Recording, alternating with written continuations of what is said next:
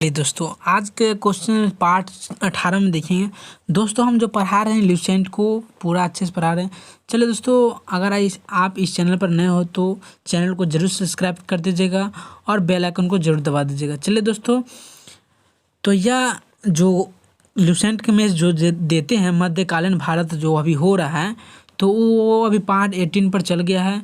तो यह मतलब सभी परीक्षाओं के लिए पूछे जाने वाले महत्वपूर्ण प्रश्न है। ठीक है, तो चलिए दोस्तों, आशा करता हूँ कि आप लोग इस वीडियो को देखिएगा और ज़रूर लाभ उठाइएगा।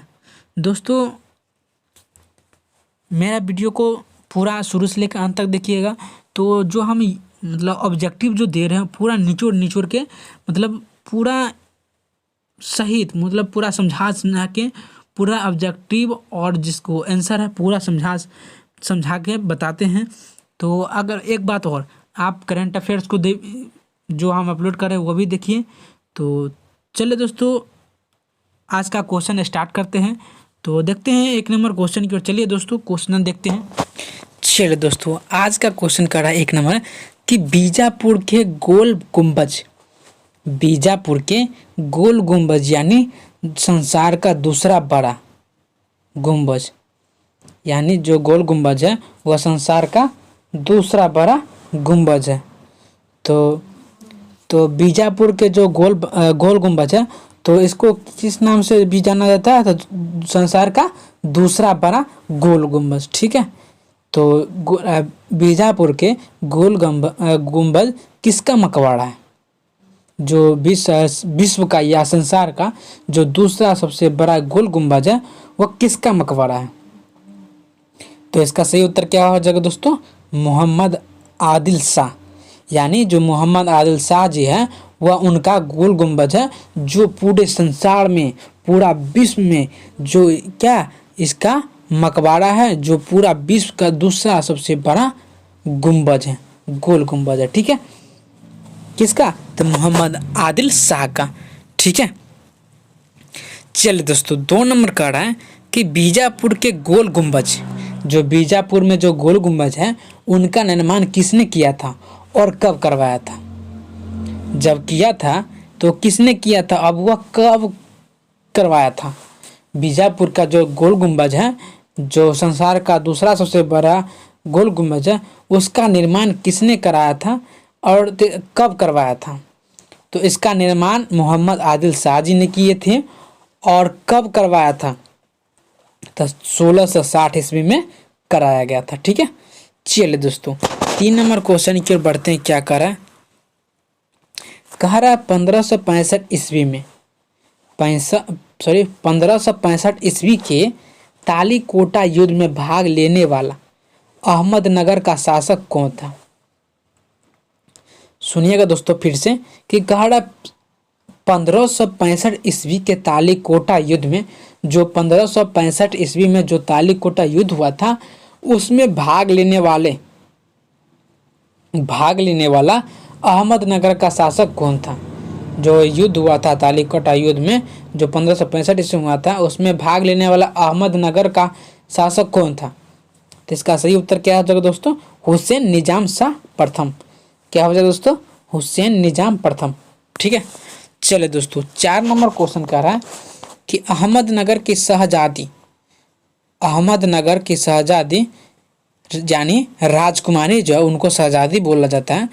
कह रहा है कि अहमदनगर की शहजादी जिसने 1595 से 96 ईस्वी में अकबर के पुत्र मुराद का वीरतापूर्वक सामना किया था। जो अकबर का पुत्र था उनका बिरादा मुराद का वीरतापूर्वक सामना किया था। ठीक है, तो किसने? चांद बीबी।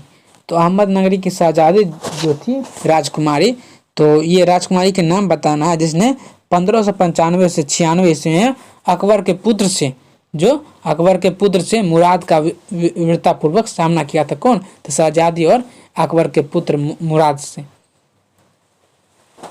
किसने? कौन सा शहजादी थी? तो चांद बीबी। क्या हो जाएगा दोस्तों? चांद बीबी। ठीक है, चलिए दोस्तों, 5 नंबर क्वेश्चन की ओर ले चलते हैं। क्या कह रहा है? कह रहा है अहमदनगर के किस वजीर ने अहमदनगर के किस वजीर ने शाही सेना में मराठों की भर्ती कर गुरिल्ला युद्ध पद्धति की शुरुआत की थी? अहमदनगर के किस वजीर शाही सेना में मराठों की भर्ती कर गुरिल्ला युद्ध पद्धति का शुरुआत की थी? तो इसका सही उत्तर क्या हो जाएगा दोस्तों? मलिक अकबर। क्या हो जाएगा दोस्तों? मलिक अकबर। यानी कह रहा है क्वेश्चन दोस्तों अच्छे से समझिएगा ताकि दिक्कत ना हो। चलो दोस्तों अच्छे से समझिए कि अहमदनगर के किस वजीर ने, जो अहमदनगर के वजीर थे उन्होंने ही शाही सेना में मराठों की भर्ती कराया और गुरिल्ला युद्ध में पद्धति की शुरुआत भी की थी। ठीक है, जो मलिक अकबर थी। ठीक है, चलिए दोस्तों 6 नंबर क्वेश्चन, बाग ए बहिश्त। क्या दोस्तों? बाग ए बहिश्त नाम से एक महल और उद्यान का निर्माण अहमदनगर के किस सुल्तान ने करवाया था? जो अहमदनगर का सुल्तान था तो वो सुल्तान का नाम बताना जिन्होंने बाग ए बहिश्त नाम से एक महल और उद्यान का निर्माण कराया था। तो उस सुल्तान का नाम क्या हो जाएगा दोस्तों? तो इसका उत्तर हो जाएगा मलिक अहमद। क्या हो जाएगा दोस्तों? मलिक मोहम्मद। तो समझिएगा फिर से कि बाग ए बहिश्त नाम से एक महल और उद्यान का निर्माण अहमदनगर का किस सुल्तान ने? तो मलिक अहमद ने करवाया था। ठीक है, चलिए दोस्तों 7 नंबर क्वेश्चन की ओर ले चलते। क्या कह रहा है? कह रहा है गोलकुंडा का राज्य का सबसे योग्य प्रधानमंत्री कौन था? गोलकुंडा का राज्य का सबसे योग्य प्रधानमंत्री कौन था? तो इसका सही उत्तर क्या हो जाएगा दोस्तों? मीर जुमला। क्या हो जाएगा दोस्तों? मीर जुमला। ठीक है, यानी गोलकुंडा राज्य का सबसे योग्य प्रधानमंत्री जो था वह मीर जुमला था। ठीक है, चलिए दोस्तों 8 नंबर क्वेश्चन पॉइंट कह रहा है दक्कनी उर्दू भाषा में दीवान काव्य संग्रह की रचना किस गोलकुंडा शासक ने की थी? तो क्वेश्चन समझिएगा दोस्तों कि कह रहा है दक्कनी उर्दू जो भाषा है, उर्दू दक्कनी के जो उर्दू भाषा है तो उसमें दीवान काव्य संग्रह की रचना, उसमें जो है वह दीवान काव्य संग्रह की रचना जो है वह किस गोलकुंडा शासक ने की थी? तो इसका सही उत्तर क्या है दोस्तों? मोहम्मद कुली। इन्होंने ही दीवान काव्य संग्रह की रचना की थी। ठीक है, जो गोलकुंडा शासक के थे। ठीक है, चलिए दोस्तों 9 नंबर क्वेश्चन की ओर चलते हैं। क्या कह रहा है जौनपुर नगर की स्थापना दिल्ली के किस सुल्तान ने तथा किसकी स्मृति में की थी? जौनपुर नगर की जो स्थापना हुई थी दिल्ली के किस सुल्तान ने, जो जौनपुर नगर की जो स्थापना हुई थी तब किस सुल्तान ने तथा किसकी स्मृति की थी? तो इसका सही उत्तर क्या है दोस्तों? फिरोज शाह तुगलक की और मोहम्मद बिन तुगलक। यानी जौनपुर नगर की स्थापना दिल्ली के किस सुल्तान ने? तब फिरोज शाह तुगलक ने की थी। तथा किसकी स्मृति की थी? तब मोहम्मद बिन तुगलक की। ठीक है, इन्हीं की स्मृति की थी। चलिए दोस्तों 10 नंबर क्वेश्चन कह रहा है कि जौनपुर के किस सरकी शासक ने सर्वप्रथम स्वयं को स्वतंत्र घोषित कर सुल्तान की उपाधि धारण की थी?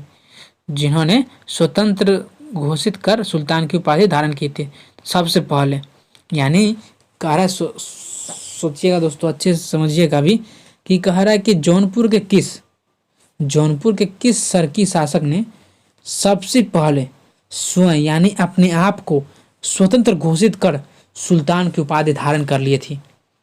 तो किसने? तो मुबारक शाह यही थे। तो इसका सही उत्तर क्या है दोस्तों? मुबारक शाह।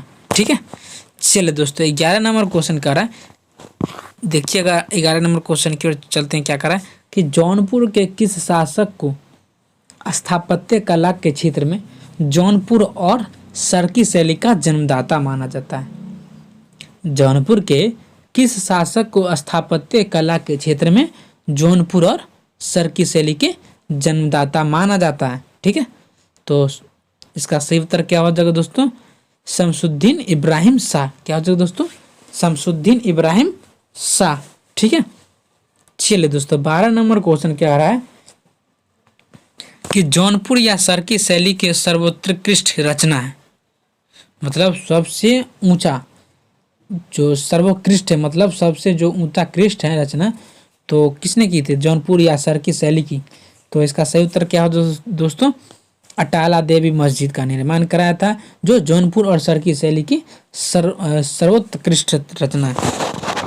ठीक है दोस्तों। 13 नंबर कह रहा है कि जौनपुर को अटाला देवी मस्जिद का निर्माण किस शासक ने करवाया था? तो इसका सही उत्तर क्या है दोस्तों? शमसुद्दीन इब्राहिम शाह। जौनपुर का जो अटाला देवी मस्जिद था, उनका निर्माण किस शासक ने करवाया था? तो इसका सही उत्तर क्या है दोस्तों? शमसुद्दीन इब्राहिम शाह जी ने। ठीक है, जो जौनपुर अटाला देवी मस्जिद का निर्माण कराए थे। चलिए 14 नंबर क्वेश्चन का है कि अटाला देवी मस्जिद जो है वह प्रारंभ में किस शासक द्वारा निर्मित एक मंदिर था? जो अटाला देवी मस्जिद था, वो सबसे पहले किस शासक द्वारा निर्मित मतलब निर्माण किया गया एक मंदिर था? तो इसका सही क्या जगह आंसर इसका? तो विजय चंद्र, यानी जो कन्नौज के थे। ठीक है, चलिए दोस्तों 15 नंबर क्वेश्चन की ओर ले चलते हैं। क्या कह रहा है जौनपुर के जौनपुर के झंझरी मस्जिद का निर्माण किस शासक ने करवाया था?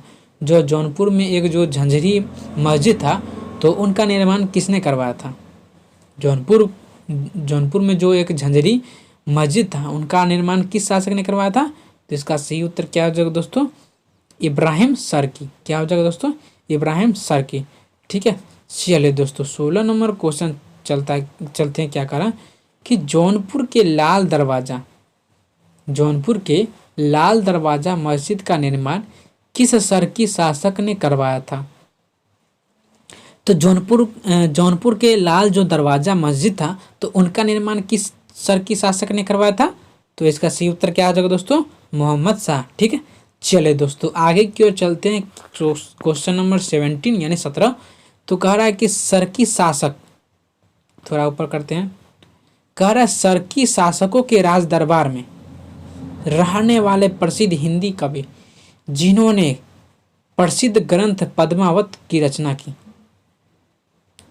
तो सरकी शासकों के राज दरबार में जो रहने वाले प्रसिद्ध हिंदी कवि थे, उन्होंने मतलब जिन्होंने प्रसिद्ध ग्रंथ पद्मावत की रचना की थी, क्या नाम हो जाएगा उसका?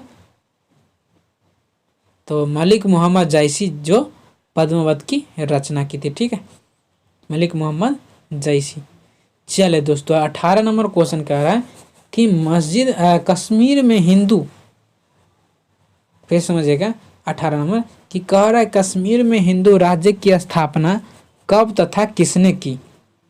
कश्मीर की हिंदू राज्य की स्थापना कब तथा किसने की? तो सुहादेव ने की थी, यानी कश्मीर में हिंदू राज्य की स्थापना सुहादेव जी ने की थी। और किसने तथा किसने की, कब तथा किसने की, यहाँ पर उल्टा लिखा गया है कि राज्य की स्थापना कब, यानी किसने की, यहाँ पर किसने की हो जाएगा सुहादेव जी, और कब हुई थी? तो 1301 ईस्वी में। ठीक है,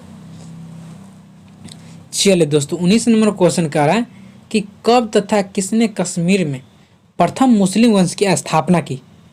कब तथा किसने कश्मीर में प्रथम मुस्लिम वंश की स्थापना की? तो कब हुआ था?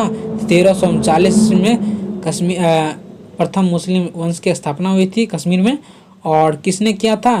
तो शाह मीर जी ने। ठीक है, जो कश्मीर में प्रथम मुस्लिम वंश की स्थापना किए थे। ठीक है, शाह मीर जी ने। ठीक है, चलिए दोस्तों 20 नंबर क्वेश्चन की ओर ले चलते। क्या कह रहा है? कह रहा है कश्मीर के किस शासक ने महाभारत तथा राजतरंगिणी की फारसी भाषा में अनुवाद करवाया था? कश्मीर के किस शासक ने महाभारत तथा राजतरंगिणी की फारसी भाषा में अनुवाद करवाया था? तो इसका सही उत्तर क्या हो जाएगा दोस्तों? जैन उल आबदीन। क्या हो जाएगा दोस्तों? जैन उल आबदीन। ठीक है, तो कश्मीर के किस शासक ने था महाभारत? तो इसका सही उत्तर क्या जाए? जैन उल आबदीन। ठीक है, चलिए दोस्तों 21 नंबर क्वेश्चन कह रहा है कि हिंदुओं पर जजिया कर लगाने वाला कश्मीर का शासक कौन था? हिंदुओं पर जजिया कर लगाने वाला कश्मीर का शासक कौन था? तो इसका सही उत्तर क्या हो जाएगा दोस्तों? सुल्तान सिकंदर। ठीक है, तो 22 नंबर क्वेश्चन ले चलते हैं दोस्तों। क्या कह रहा है देखिएगा दोस्तों, अच्छे से समझते भी चलिएगा। कह रहा है 22 नंबर कि कश्मीर के किस शासक को हिंदू मंदिरों एवं मूर्तियों को तोड़ने के काम बुत सिकन यानी मूर्ति भंजक कहा गया है। यानी मूर्ति भंजक यानी मूर्ति को जो है पूरा निचोड़ निचोड़ को मतलब होता है ना कि विखंडित मतलब तोड़ता है तो उसको खुंडी खुंडी में बढ़ जाता है, यानी विभाजित अलग अलग मुखड़े में बढ़ जाता है। जैसे बालू गिट्टी नहीं रहता वैसे वैसे टुकड़ों में बढ़ जाता है, अन्य विभाजित हो जाता है। ठीक है, यानी समझिएगा दोस्तों कि कश्मीर का किस शासक को हिंदू मंदिर एवं मूर्तियों को तोड़ने के काम बुत सिकन यानी मूर्ति को जो भंजक के रूप में जो यानी भंजक मतलब क्या होता है भुजिया, यानी भुजिया की तरह उनको तोड़ दिया था। ठीक है, तो बुत सिकिन कहा गया। तो इसका सही उत्तर क्या हो जाए दोस्तों सुल्तान सिकंदर को। यानी कश्मीर के किस शासक ने तो सुल्तान सिकंदर ने जो था वह हिंदू मंदिर एवं मूर्तियों को तोड़ने के काम बुत सिकन यानी मूर्ति भंजक कहा गया। ठीक है, चलिए दोस्तों 23 नंबर क्वेश्चन कह रहा है कि कश्मीर के किस शासक को धार्मिक सहिष्णुता के कारण कश्मीर का अकबर कहा गया। कश्मीर के किस शासक को धार्मिक सहिष्णुता के कारण कश्मीर का अकबर कहा गया। तो इसका सही उत्तर क्या हो जाएगा दोस्तों जैन उल आबदीन। क्या हो जाएगा दोस्तों जैन उल आबदीन। ठीक है, यानी कश्मीर के जो शासक था जैन उल आबदीन, उन्होंने ही धार्मिक सहिष्णुता के कारण कश्मीर का अकबर कहा गया। ठीक है, तो चलिए दोस्तों 24 नंबर क्वेश्चन की ओर ले चलते हैं। क्या कह रहा है कि कह रहा है 12वीं शताब्दी के अंतिम दशक में मोहम्मद गौरी के किस सेनापति ने सर्वप्रथम बंगाल को दिल्ली सल्तनत में मिला लिया।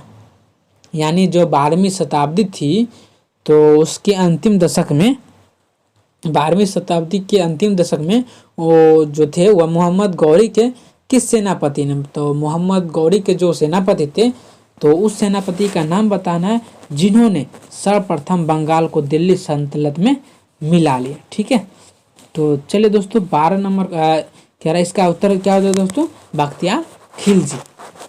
ठीक है, चलिए दोस्तों 25 नंबर क्वेश्चन कह रहा है कि कौन बंगाल का विभाजन समाप्त कर संपूर्ण बंगाल का पहला स्वतंत्र शासक बना।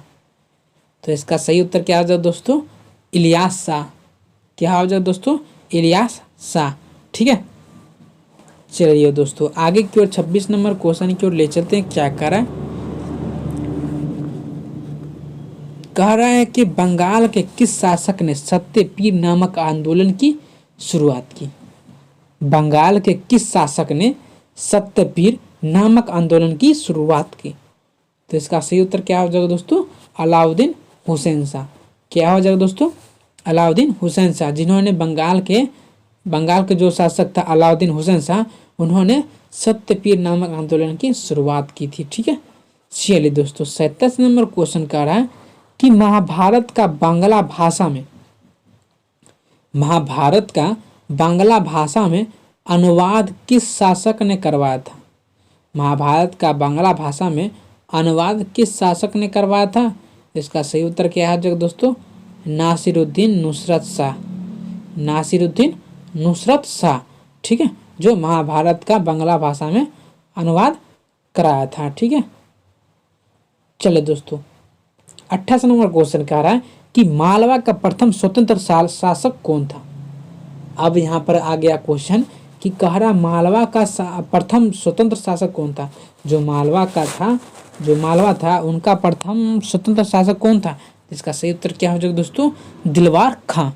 ठीक है दोस्तों मेरा यही विनती है कि हम निचोड़ को मतलब जो भी ऑब्जेक्टिव बनता है या कहीं से हम ढूंढ के लाते हैं या बनता है तो हम रिसेंट मूवीज देखते हैं, और जो अन्य तरह से बनता है उसको हम निचोड़ के दोनों को फेंट के हम देते हैं, और जो क्वेश्चन ऑब्जेक्टिव बनता है उसको हम अच्छे तरीके से समझा के और आप लोग को बताते हैं ताकि समझ में आए, और जो आप सरकारी परीक्षा एग्जाम देंगे तो उसमें सफलतापूर्वक आपको तुरंत बन जाएगा। ठीक है, तुरंत देखिएगा, तुरंत बनेगा। इतना हम समझा देंगे कि आपको सोचने का भी टाइम नहीं मिलेगा। ठीक है, चलिए दोस्तों आगे की ओर चलते हैं, बिना देरी करके आगे की ओर क्वेश्चन चलते हैं। 29 नंबर क्वेश्चन पढ़ते हैं दोस्तों। कह रहा है कि दिलवार खां द्वारा मालवा का स्वतंत्र शासक बनते समय दिल्ली का सुल्तान कौन था? दिलावर खां द्वारा मालवा का स्वतंत्र शासक बनते समय दिल्ली का सुल्तान कौन था? तो फिरोज शाह तुगलक। यानी जो दिलावर खां था, उनके द्वारा मालवा का जो स्वतंत्र शासक बनते थे, उनके समय में दिल्ली का सुल्तान कौन था? तो इसका सही उत्तर क्या हो जाएगा दोस्तों? फिरोज शाह तुगलक। क्या हो जाएगा दोस्तों? फिरोज शाह तुगलक। ठीक है, चलिए दोस्तों 30 नंबर क्वेश्चन कह रहा है कि मालवा के किस शासक ने अपनी राजधानी को धारा से मार्ड स्थानांतरित किया था? मालवा के किस, तो मालवा के किस शासक ने, मालवा के किस शासक ने अपनी राजधानी धारा से मॉडर्न स्थानांतरित किया? तो इसका सही उत्तर क्या हो जाएगा दोस्तों? हुसैन शाह। क्या हो जाएगा दोस्तों? हुसैन शाह। ठीक है, चलिए दोस्तों आगे की ओर क्वेश्चन चलते हैं। सॉरी, यहाँ पर मांड नहीं होता, सॉरी, यहाँ पर फिर से हम पढ़ देते हैं कि मालवा के क्या करें दोस्तों, कि मालवा के किस शासक ने अपनी राजधानी को धारा से मांडू स्थानांतरित किया? क्या कह रहा है दोस्तों? मांडू। यहाँ पर दोस्तों सही कर लीजिएगा कि कह रहा है मालवा के किस शासक ने अपनी राजधानी को धारा से मांडू, टाइपिंग करने में मिस्टेक हो गया दोस्तों, कि कह रहा है मांडू, यहाँ पर सही कर लीजिएगा, मांडू होगा और स्थानांतरित किया था। ठीक है, तो इसका सही उत्तर क्या हो जाए दोस्तों? हुसैन शाह। ठीक है, चलिए दोस्तों हम गलत नहीं बताएंगे, अगर जहाँ पर गलत होगा वहाँ पर हम सुधारने की कोशिश करेंगे। और आपसे निवेदन है कि हम जो बोलते हैं अगर यहाँ पर सही करना है तो आप प्लीज़ ज़रूर सही कर लीजिएगा, ताकि दिक्कत न होगा। आप अगर नहीं समझते हैं तो स्क्रीनशॉट कर लीजिए और बाद में अच्छे समझिए। अगर फिर भी समझ नहीं आ रहा है तो दोस्तों आप कमेंट में ज़रूर बताइए, और नहीं तो हम आपको एक नंबर दे देंगे, व्हाट्सएप नंबर आज दे देंगे, और इसमें ओनली मैसेज कीजिएगा। ठीक है, समझ लीजिए, इसका हम रिप्लाई जरूर देंगे।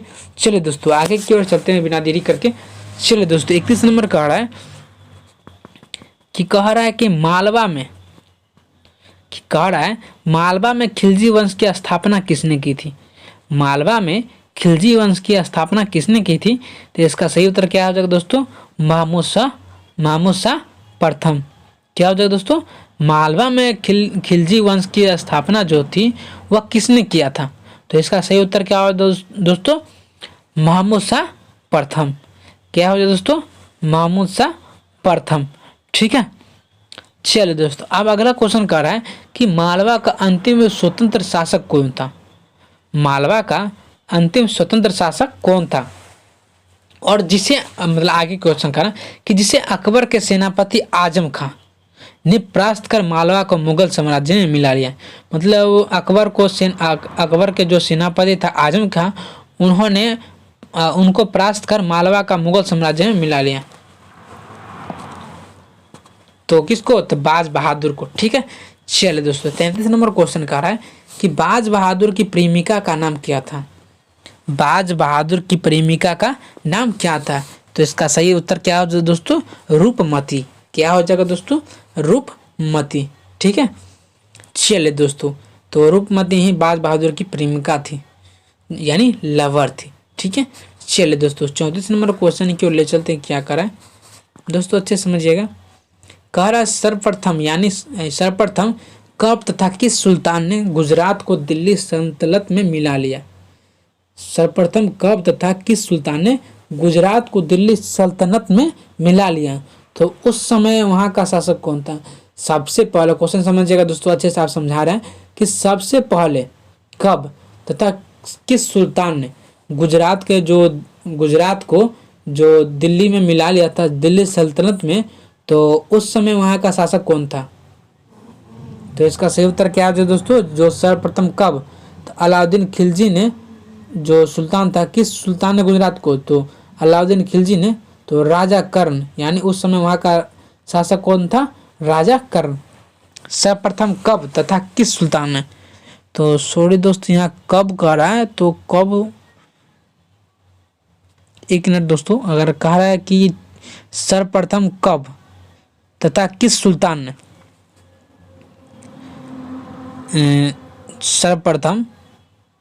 सर्वप्रथम कब, हाँ ठीक है क्वेश्चन, कि कह रहा है सर्वप्रथम कब तथा किस सुल्तान ने गुजरात को दिल्ली सल्तनत में मिला लिया तथा उस समय वहाँ का शासक कौन था, तो अलाउद्दीन खिलजी, जो राजा कर्ण वहाँ का शासक था उस समय। ठीक है, चलिए दोस्तों, अब 35 नंबर क्वेश्चन कह रहा है कि 1401 ईस्वी में गुजरात के किस सूबेदार ने अपने को स्वतंत्र घोषित कर दिया, जो उस समय दिल्ली का सुल्तान कौन था, तो इसका सही उत्तर क्या है दोस्तों, जफर खां, जो गुजरात के किस सूबेदार ने, तो जफर खां जो अपने को स्वतंत्र घोषित कर दिया था। और उस समय दिल्ली का सुल्तान कौन था, तो उस समय दिल्ली का सुल्तान हो जाएगा नासिरुद्दीन महमूद शाह तुगलक, यानी उसको बोला जाता है तुगलक वंश, जो तुगलक वंश का संस्थापक था नासिरुद्दीन महमूद शाह।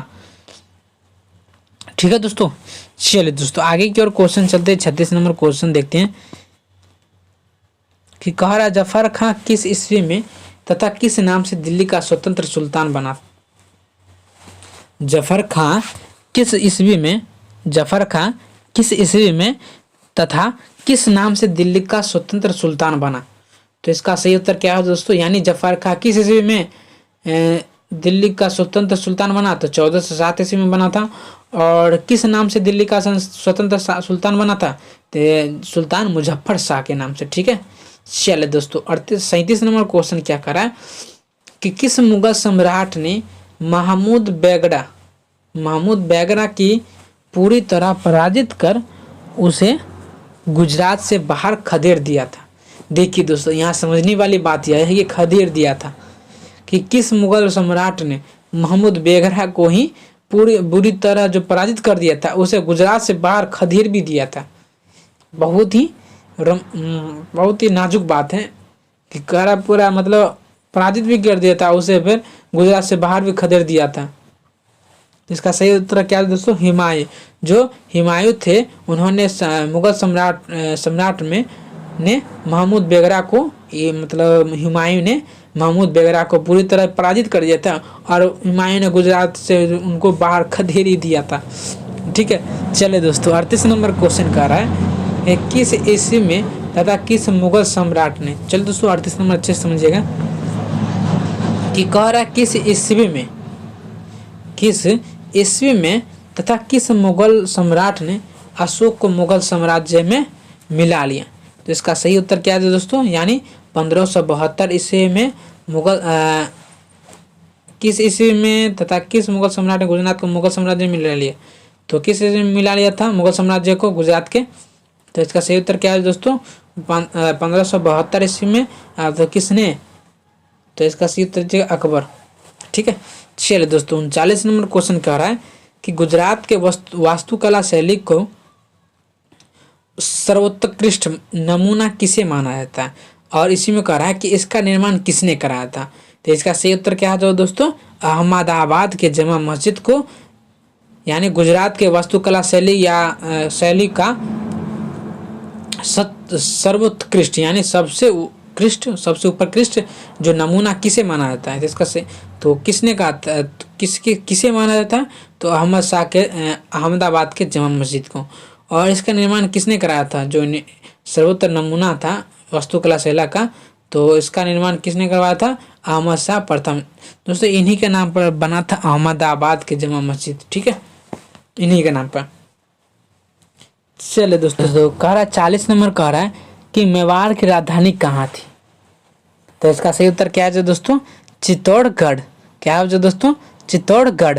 ठीक है, चलिए 41 नंबर क्वेश्चन कह रहा है कि मेवाड़ का राणा जो स्वयं एक विद्वान था, जो राणा था वह एक स्वयं विद्वान था तथा वेद, स्मृति, मीमांसा, उपनिषद, व्याकरण, राजनीति और साहित्य पूरा चीज का इनको ज्ञात था। इसीलिए वो अपने आप को एक विद्वान मानते थे तथा, ठीक है। तो इसका सही उत्तर क्या है दोस्तों, राणा कुंभा जो थे, मेवाड़ का राणा, जो राणा कुंभा जी थे, उन्होंने ही अपने आप को विद्वान मानते थे और वो मतलब इतना सारा जो स्मृति, वेद, मीमांसा, उपनिषद, व्याकरण, राजनीति और साहित्य का जो वो ज्ञाता थे, ठीक है। चलिए दोस्तों 42 नंबर क्वेश्चन ले चलते, क्या करा कि मालवा पर विजय पाने वाला मेवाड़ का शासक कौन था जिसने वहां के खिली वंश की शासक महमूद शाह प्रथम को पराजित किया। तो इसका सही उत्तर क्या है दोस्तों, राणा कुंभा। क्या होता है दोस्तों, राणा कुंभा, यानी मालवा पर विजय पाने वाला मेवाड़ का शासक कौन था, तो राणा कुंभा था, जिसने वहां के खिली वंश का शासक महमूद शाह प्रथम को पराजित किया था, ठीक है। चलिए दोस्तों 43 नंबर क्वेश्चन कह रहा है कि मेवाड़ के किस राणा के शासन काल में मेवाड़ अपने वैभव के शिखर पर पहुंच गया। मेवाड़ के किस राणा के शासन काल में मेवाड़ अपने वैभव के शिखर पर पहुंच गया, मतलब शिखर जो है, मतलब अपने शिखर पहुंच गया, मतलब जो उसका मिशन था वो अपना शिखर पहुंच गया। तो राणा सांगा, यानी मेवाड़ किस राणा के, तो राणा सांगा, ठीक है। चलिए दोस्तों 44 नंबर क्वेश्चन देखते हैं क्या कर रहा है। कह रहा है कि मेवाड़ के किस राणा, यानी राणा मतलब होता है शासक, यानी मेवाड़ के किस राणा शासक यानी शासक ने 1448 ईस्वी में चित्तौड़ में एक विजय स्तंभ की स्थापना की, विजय स्तंभ की स्थापना की। तो इसका सही उत्तर क्या हो दोस्तों, राणा कुंभा। क्या हो दोस्तों, राणा कुंभा। तो चलिए दोस्तों 45 नंबर क्वेश्चन देखते हैं क्या करा कि 1568 ईस्वी में मुगल सम्राट अकबर के आक्रमण के समय मेवाड़ का शासक कौन था। 1568 ईस्वी में मुगल सम्राट अकबर के समय अकबर के आक्रमण के समय मेवाड़ का शासक कौन हो जाएगा दोस्तों, उदय सिंह, यानी उदय सिंह, या जो 1568 ईस्वी में मुगल सम्राट अकबर जो था वह आक्रमण के समय मेवाड़ का शासक बन गया था, ठीक है। चलिए दोस्तों आगे चलते हैं 46 नंबर क्वेश्चन की ओर बढ़ते हैं। क्या करें कि कह रहा है हल्दी घाटी युद्ध, जो हल्दी घाटी युद्ध हुआ था वो कब तथा किसके बीच हुआ था। जो हल्दी घाटी युद्ध हुआ था वह कब हुआ था और किन दोनों के बीच हुआ था, किसके किसके बीच हुआ था। तो इसका सही उत्तर क्या है दोस्तों, 1576 ईस्वी में हल्दी घाटी का युद्ध हुआ था और इसकी किनके बीच हुआ था, राणा प्रताप और मुगल सेना के बीच, ठीक है। तो हल्दी घाटी आगे क्वेश्चन चलते हैं दोस्तों 47 नंबर कि कह रहा है हल्दी घाटी का युद्ध जिसमें मुगल सेना विजय हुई थी, उसमें मुगल सेना का सेनापति कौन था। जो मुगल सेना विजय हुई थी तो उसमें मतलब उसमें मुगल सेना का सेनापति कौन था, मतलब राणा प्रताप और मुगल सेना में युद्ध हुआ था तो उसमें से राणा प्रताप पराजित हुए और मुगल सेना विजय हुए, ठीक है। तो उनमें से मुगल सेना का सेनापति कौन था, तो इसका सही उत्तर क्या है दोस्तों, मान सिंह। क्या है दोस्तों, मान सिंह। चलिए दोस्तों 48 नंबर क्वेश्चन चलते हैं क्या करें कि कह रहा है किस मुगल सम्राट ने मेवाड़ को मुगल साम्राज्य में मिला लिया। तो इसका सही उत्तर क्या है दोस्तों, और मिला लिया, और इसी में कह रहा है कि उस समय मेवाड़ का राणा कौन था, कि किस मुगल सम्राट ने मेवाड़ को मुगल साम्राज्य में मिला लिया, और कह रहा है इसमें कि उस समय मेवाड़ का राणा कौन था। तो मेवाड़ के मुगल साम्राज्य में किसने मिला लिया था, तो जहांगीर ने। तो उस समय मेवाड़ का राणा कौन हो जाएगा, अमीर सिंह, ठीक है। चलिए दोस्तों आगे की ओर क्वेश्चन चलते हैं 49 नंबर कि मुगल वंश का संस्थापक कौन था। मुगल वंश का जो संस्थापक था वह कौन था, तो इसका सही उत्तर क्या है दोस्तों, बाबर। क्या जगह, बाबर। चलिए दोस्तों आज इस टॉपिक का मतलब इस वीडियो का अंतिम लास्ट क्वेश्चन देखते हैं 50 नंबर की। कहा रहा है कि बाबर का जन्म कब हुआ था। बाबर का जो जन्म हुआ था वह कब हुआ था, तो इसका सही उत्तर क्या है दोस्तों, फरवरी 1483 ईस्वी में, फरवरी 1483 ईस्वी हुआ था, ठीक है। तो चलिए दोस्तों आशा करता हूँ कि आप लोग को अच्छे तरह से समझ में आया होगा। तो आप इस चैनल पर नए हो तो प्लीज़ चैनल को जरूर सब्सक्राइब कर दीजिएगा। हाँ, आपको यह वीडियो आपको पसंद आया होगा तो प्लीज़ लाइक भी कर दीजिएगा और अपने